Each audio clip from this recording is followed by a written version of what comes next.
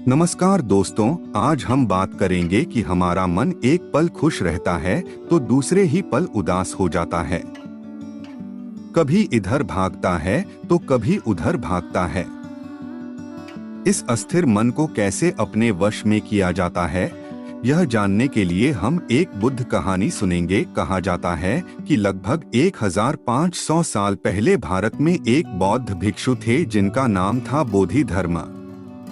वे गौतम बुद्ध के बाद सबसे प्रभावशाली बौद्ध भिक्षु थे। उस समय चीन में सम्राट वु नाम का एक सम्राट था। उसने गौतम बुद्ध और उनके शांति के विचारों के बारे में बहुत सुना था और उनसे बहुत प्रभावित था। सम्राट वु मानसिक अशांति की समस्या से गुजर रहा था। उसने बोधिधर्मा से कहा, मैंने बहुत कोशिश की, हर तरह से प्रयास करके देख लिया, लेकिन मेरे मन में शांति नहीं है। यह हर समय भटकता रहता है। क्या आप मेरे मन को शांत कर सकते हैं? बोधिधर्मा ने कहा, कहाँ है तुम्हारा अशांत मन? दो मुझे, मैं उसे अभी शांत करके देता हूँ। सम्राट को कुछ समझ नहीं आया और वह चुपचाप खड़ा रहा। बोधिधर्मा ने कहा, ठीक ठीक है, मैं तुम्हारा मन शांत कर दूंगा, लेकिन इसके लिए तुम्हें कल सुबह 5 बजे अकेले मेरे पास आना होगा। और हाँ, याद रहे, अपना अशांत मन अपने साथ ही लेकर आना, उसे भूलना मत। सम्राट वु को यह जवाब कुछ अजीब सा लगा। वह उस पूरी रात सो ना सका। सोचता रहा कि कैसा पागल भिक्षु है, कहता है मन साथ लेकर आना।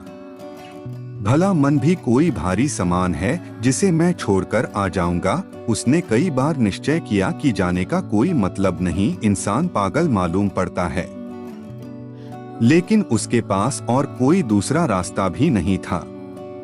इसलिए उसने निश्चय किया कि वह एक बार उस भिक्षु के पास जरूर जाएगा। अगली सुबह 5 बजे सम्राट वु बोधिधर्मा के पास पहुंच जाता है।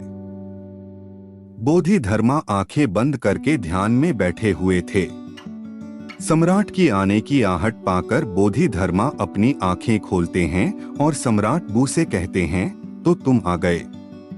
लाओ अब जल्दी से अपना अशांत मन मुझे दे दो, मैं उसे शांत करके तुम्हें वापस देता हूँ। सम्राट वु ने कहा, यह आप कैसी बातें कर रहे हैं? क्या मन भी कोई वस्तु है जिसे मैं आपको दे दूं? यह तो मेरे अंदर है, मेरे सिर की हड्डियों के अंदर है। बोधिधर्मा ने कहा, तो इससे एक बात तो साफ है कि तुम्हारा मन तुम्हारे ही अंदर है। सम्राट ने कहा, हाँ, मेरा मन मेरे ही अंदर है। बोधिधर्मा ने कहा, तब फिर तुम अपनी आंखें बंद करके बैठ जाओ और अपने उस अशांत मन को अपने भीतर खोजो। जैसे ही तुम्हारा अशांत मन तुम्हें मिल जाए, मुझे बताना, मैं उसे शांत कर दूंगा। बोधिधर्मा का यह जवाब भी सम्राट वु को अजीब लगा, लेकिन वह कर भी क्या सकता था। उसने अपनी आंखें बंद की और अपने मन में उठने वाले विचारों को देखने लगा। वह अपने अशांत मन को खोजने का प्रयास करता रहा। सम्राट वु ने कई दिनों तक अपने अशांत मन को खोजने का प्रयास किया, लेकिन उसे नहीं मिला। अंत में सम्राट वु ने बोधिधर्मा से कहा, मैंने बहुत कोशिश की, लेकिन मुझे अपना अशांत मन नहीं मिला। बोधिधर्मा ने कहा, तुम्हें अशांत मन नहीं मिला क्योंकि असल में कोई अशांत मन है ही नहीं। मन सिर्फ विचारों का एक धारा है। जब ये विचार लगातार चलते रहते हैं तो हमें ऐसा लगता है कि हमारे अंदर कोई अशांत मन है। सम्राट वु को बोधिधर्मा की बात समझ न आई। बोधिधर्मा ने समझाया, जब तुम सो जाओगे तो क्या तुम्हारा मन उसी तरह अशांत रहता है? नहीं, क्योंकि विचार सोते समय रुक जाते हैं। इसलिए अशांति विचारों की वजह से होती है, मन की वजह से नहीं। बोधिधर्मा ने आगे कहा, जब तुम इन विचारों का पीछा नहीं करते, बस इन्हें आने जाने देते हो, तो ये धीरे धीरे कम हो जाते हैं और विचार कम होने पर अशांति भी कम हो जाती है। तुम शांत और स्थिर महसूस करने लगते हो। सम्राट वु को बोधिधर्मा की बातों से समझ आने लगा। उसने पूछा, तो मैं अपने मन को शांत कैसे कर सकता हूँ? बोधिधर्मा ने कहा, अपनी सांसों पर ध्यान दो।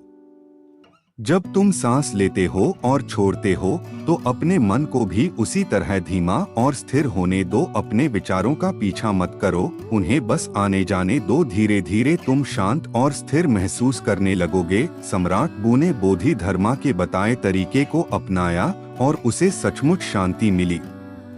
उसने सीखा कि अशांत मन कोई खास चीज नहीं है, बल्कि सिर्फ विचारों का एक धारा है, और इन विचारों को नियंत्रित करके शांति हासिल की जा सकती है। आप कैसे अपने मन को शांत कर सकते हैं?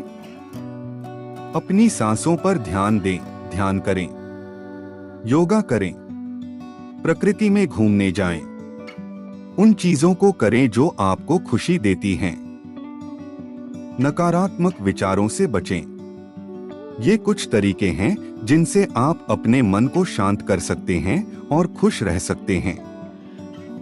मुझे उम्मीद है कि यह वीडियो आपके लिए उपयोगी है। धन्यवाद।